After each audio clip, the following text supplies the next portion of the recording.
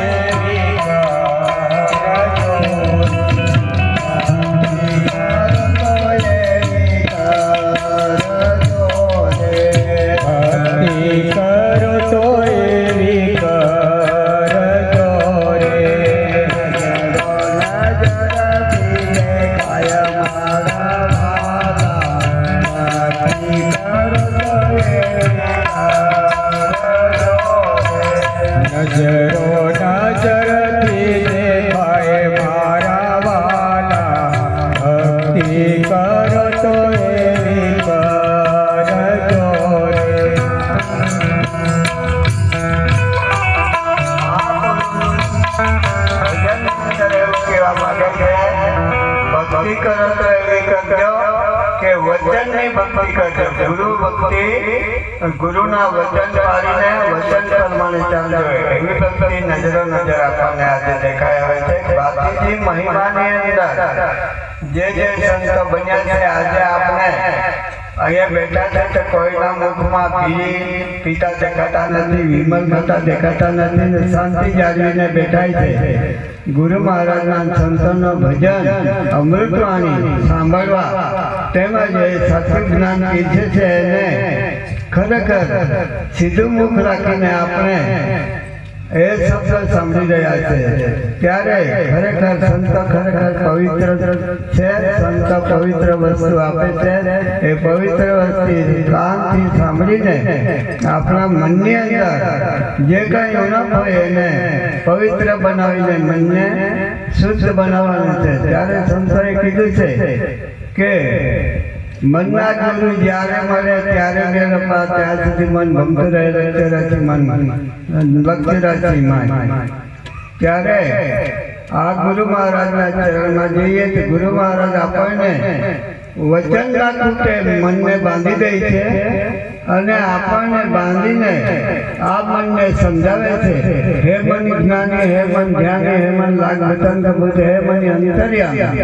આવી રીતે ગુરુ મહારાજ સમજ આપે છે કે ખરેખર તું તો સાચો પવિત્ર આત્મા છે, પવિત્ર જીવ છે, પણ એનાથી તું જીવે છે પણ એને તું ઓળખી શકતો નથી. માટે ખરેખર કોઈ સદગુરુના ચરણમાં જઈને સાચી વસ્તુ ઓળખી લે.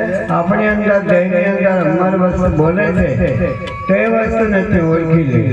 ત્યારે ભક્તિ કરો તો એવી સહજ મારે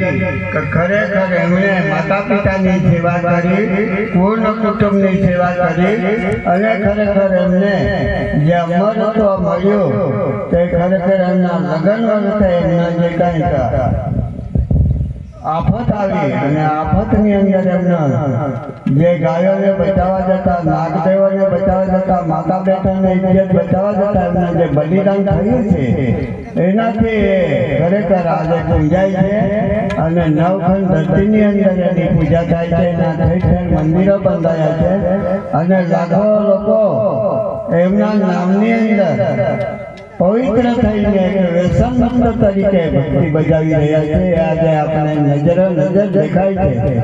જે સંતભાઈ બહેનો બેઠા છે એમની પાસે કોઈ વ્યસન નથી, વ્યસન મુક્ત થઈને બેઠા છે અને કોઈ ખોટી ચાલ સંગત નથી અને સાચા સંતોના વાણી સમજવા માટે ઇંતજાર કરીને બેઠા છે. ખરેખર આપણા નજરો નજર આંખથી દેખાય છે.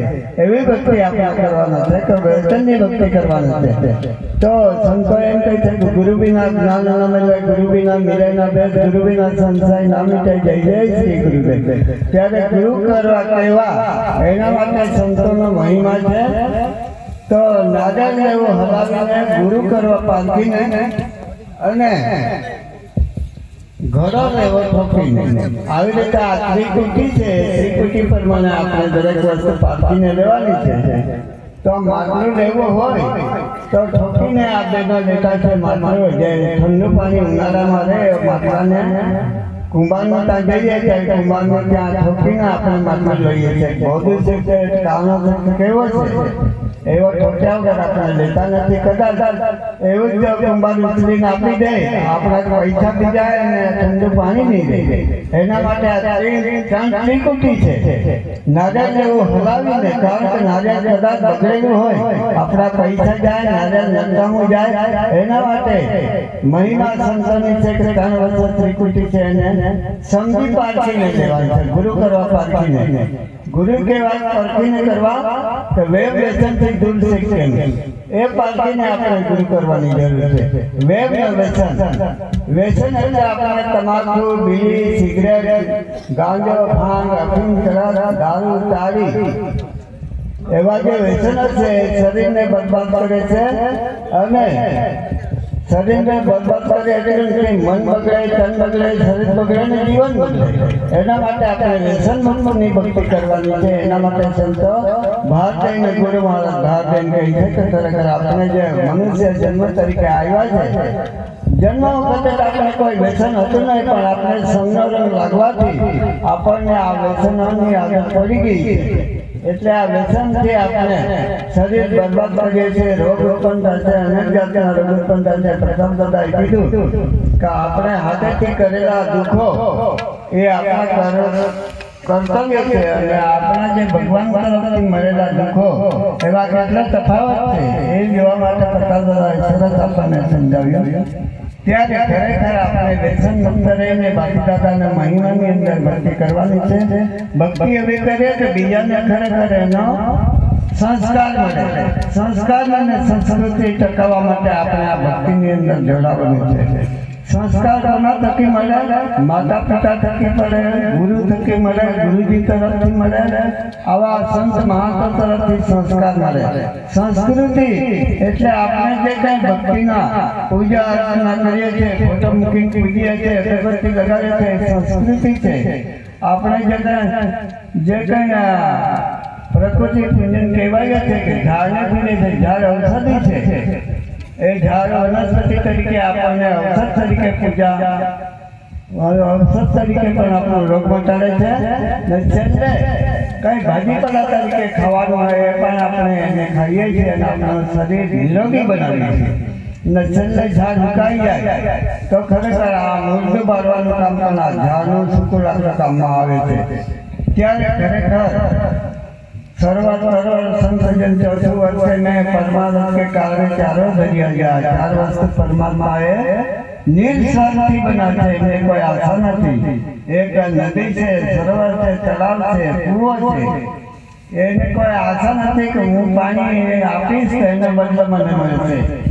અને ઝાડ છે એ પણ એવું ફળ હોય તો ફળ પથ્થર મારીએ તો ફળ આપણે ઝાડ, પણ એ આપણને ફળ આપે અને આપણને ઔષધ પણ આપે ને આપણે કુંડી પાડવાનું પણ કામ કરે. ઝાડ પણ ખૂબ જ ઉનાળાની અંદર તડકો હોય તો આપણે એને છાંયે બેઠેલા આપણને શીતળતા આપે, ઠંડી આપે, ઠંડક આપણને એ પોતે તાપ બેઠીને પોતે બીજાને સુખ આપે છે. એવી રીતે ઝાડ પણ પરોપકારી છે. એવી રીતે મનુષ્ય પણ ખરેખર સંત બને તે પણ પરમાર્થ છે. આજે જેટલા સંતો આવ્યા છે એ પરમાર્થ સ્વરૂપે બેઠા છે. એ પોતે દુઃખ વેઠીને બીજાને સુખ આપવા માટે અવતાર ધારણ કરેલો છે. પરમાત્મા એ તો ખરેખર ગુરુમુખી છે. એટલે આ સંતોના શબ્દ ગ્રહણ કરવા માટે ઇંતજાર કેટલા સમયથી બેઠા છે. આ ગુરુમુખી લોકો છે. ગુરુમુખ છે એટલે શાંતિ જાગ્યાને બેઠા છે. કોઈ હલચલ થતું નથી, કોઈ આગળ પાછળ રહેતા નથી, કોઈ આગળ પાછળ કરતા નથી. આવા સંતો ખરેખર પરમાર્થથી ગુરુ મહારાજના ગુરુમુખથી બેઠા છે. અને ગુરુ વાણી સાંભળવા કેટલા ઇંતજાર છે. બહેનો પણ કેટલા ભાવથી બેઠા છે. આ ધીરા થઈ ગઈ છતાં કોઈના આંખમાં નિંદ્રા આવતી નથી. માટે ખરેખર સુંદર રીતે આ ગામની અંદર આગળ લક્ષ્મણદાસ મહારાજે આ સંસ્કૃતિ અને સંસ્કાર આપી ગયેલા છે. એનો પ્રતાપ છે એમ તો ખોટું નથી. ખરેખર ભાતીજી મહારાજની ભક્તિ પવિત્ર છે. એના માટે તમને ગુરુની મહિમા તમને કઈ બતાવું છું કે ખરેખર પ્રથમ ગુરુ માતા પિતા છે. પ્રથમ ગુરુ માતા પિતા છે. માતા પિતા છે આપણને 9 માસ ઉદરમાં રાખીને 9 માસ 9 દિવસ આપણને જતન કરીએ છીએ. એવા માતા પિતાને ભૂલવાનું નથી. એવી ભક્તિ આપણે કરવાની છે. માતા પિતાના સંસ્કાર લેવાના છે. માતા પિતાના આશીર્વાદ લેવાના છે. એમની સેવા કરવાના છે અંત સમય સુધી. એવી ભક્તિ આપણે કરવાની છે. પિતા આકાશ સમાન છે, માતા પૃથ્વી સમાન છે. પૃથ્વીની અંદર કેટલા રત્ન પાકે છે? 9 ગુણ એની અંદર છે. તાંબુ પાકે, સોનું પાકે, લોખંડ પાકે, અનાજ પાકે, ઝાડ પાકે, બધું જ એમાંથી નિર્માણ થાય છે. ત્યારે પૃથ્વી 9 ગુણવાળી છે. આપણી કુળદેવી છે. અને એમાંથી જ આપણે જે કંઈ મેળવીએ તે મેળવી શકીએ છીએ. અનેક જાતના અનાજ વનસ્પતિ થાય છે, વેલા થાય છે, ફૂલ થાય છે, ફળ થાય છે. એ આ પૃથ્વીની અંદર પેદા થાય છે. માટે ખરેખર એ કુળદેવી અખંડ છે. એ કોઈ દિવસ મળતી નથી, કોઈ દિવસ એની અંદર ખૂટતું નથી. એવું સોનું, ચાંદી, જસર, લોખંડ, ધાતુ દરેક જાતનો એના અંદરથી પ્રગટ થાય છે. એ પૃથ્વી કુળદેવી છે. એને ખરેખર એનો ભાર કેટલો ઝીલી રહી છે. માટે જ્યાં જ્યાં ધરતીકંપ થાય ત્યાં આ પૃથ્વી એના અંદર ખારો કરે છે. ત્યાં અનેક વનસ્પતિ અંદર બધું ડૂબી જાય છે. પણ ખરેખર પૃથ્વી દેવી એમને આપણે ખૂબ જ ભાર આપીને આપણે એના અંદર ગુણગાન ગાઈ રહ્યા છે. પૃથ્વીને પણ આભાર માનીએ, સૂર્યચંદ્રને પણ આભાર માનીએ. ખરેખર તારાગણ છે. એવા બધા આપણા દેવો છે. 33 કોટી દેવો કહેવાય છે. એવા દેવોની અંદર આપણે ભક્તિ કરી રહ્યા છે. ગુરુ ભક્તિ કરવાની છે. ભક્તિ દેવોની બી કરવાની છે, ભગવાનની કરવાની છે અને ગુરુ મહારાજની ભક્તિ કરવાની છે. ગુરુ મહારાજની ભક્તિ કરીશું તો આપણું મન પવિત્ર બનશે. મનના ગુરુ જ્યારે મળે ત્યારે વેળફા ત્યાં સુધી મન ગમતું રહે. લક્ષણથી મન ત્યારે મન શું છે એને ઓળખવાની ખાસ જરૂર છે. આપણા અંદર મન છે, આપણા અંદર જીવ છે. આપણે જીવીએ છીએ, આપણે ખાઈએ છીએ, ખોરાક પચે છે, આપણે હરીએ ફરીએ છીએ, બોલીએ છીએ, ચાલીએ છીએ. જીવ છે આપણે જીવીએ છીએ, પણ એ જીવને આપણે ઓળખતા નથી. એ જીવને સમજવા માટે, એ જીવને જાણવા માટે ગુરુ કરવાની જરૂર છે. ત્યારે સંતોએ કહ્યું છે કે હે જીવ કોણ છે તું જાણી લે. અને આ સંસારની અંદર તું કોણ બોલે છે, કોણ બોલાવે છે એની અનુભૂતિ કરી લે. ગુરુ મહારાજ સિવાય આ વસ્તુ પર કરી શકે નથી. ત્યારે આપણે બોલો સદગુરુદેવ કી.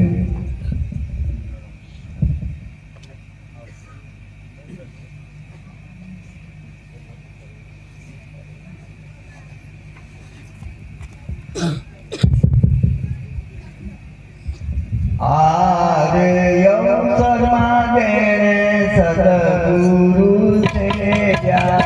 आरे अवसर मांगे सदगुरु से जा. आरे अवसर मांगे सदगुरु से जा. आरे अवसर मांगे